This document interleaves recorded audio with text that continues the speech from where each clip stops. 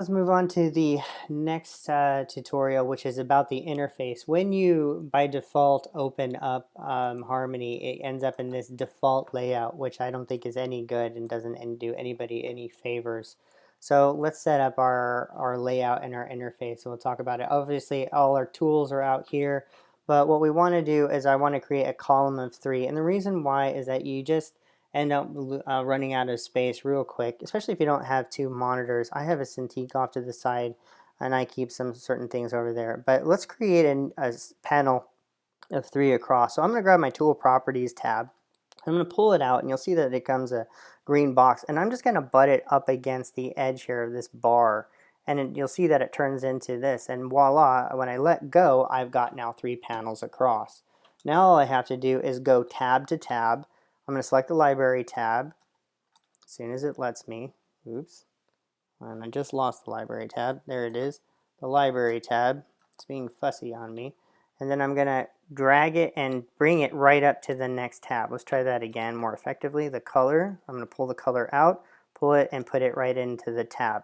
Now I have over here the node view. Over here I have the drawing view. I'm going to grab the drawing view and I'm bring it over up to the node view. I'm not going to bring it here or here or here. I'm going to hit it into the tab so it looks like that, and then so now I have these combined. All right, and my drawing view is important. Right now you're lost in a snowstorm. Without the field guide you have no idea what size you're drawing at, so that's really important to note. So we're going to keep our drawing, our node view, and a new feature that we have for Harmony 17, which is our drawing substitutions view, and I think that's really great too. Finally added that, which something Flash has had for a while that Harmony has not, but rightfully so in that Harmony doesn't use symbols and instances, it uses exposure. So we have tool properties, library, and color. Let's go over here to the plus key. By the way, if you remove anything of that here, like say tool properties, you can just hit the X, but to add anything you'll see that there's a list of all kinds of things that you can add here to the tool properties. Like, so we can add right now we're going to add layer properties, so that's good.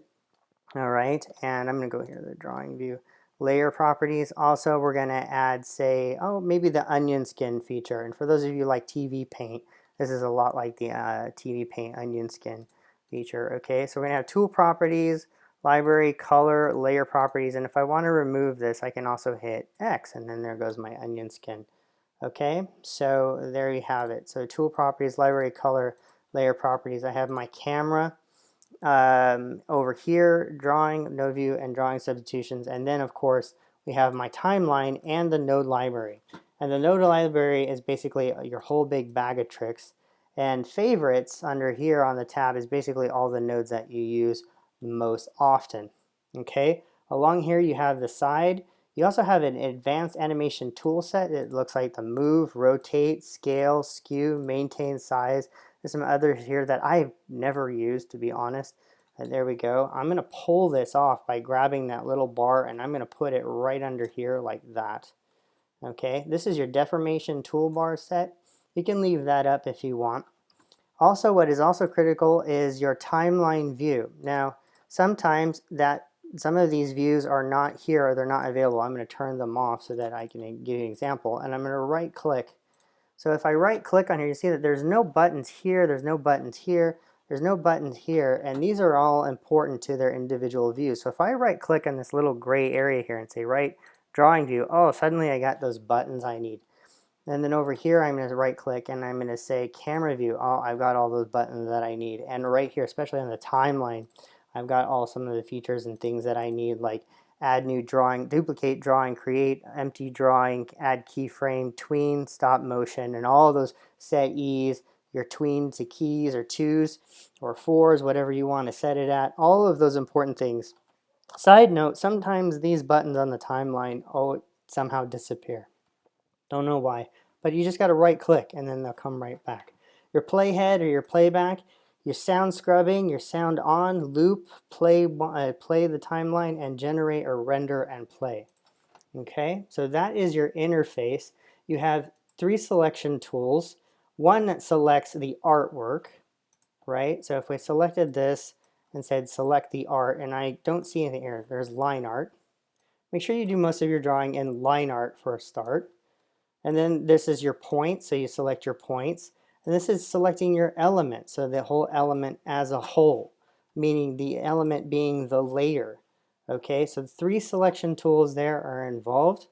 All right, and that's basically the gist of our interface. You have your undo keys and your redo keys, but this is the layout and this is the interface I want. Your drawing view, your camera view, your node view over here, layer properties. By the way, you can access layer properties through double clicking in the node view. I'm going to steer clear of the node view for now for another tutorial. But in the meantime, let's just stick with this, okay? This is what I know works. This works for all my students in the past, and I think you'll like it too. All right, that's it for the interface. I'll see you for the next tutorial.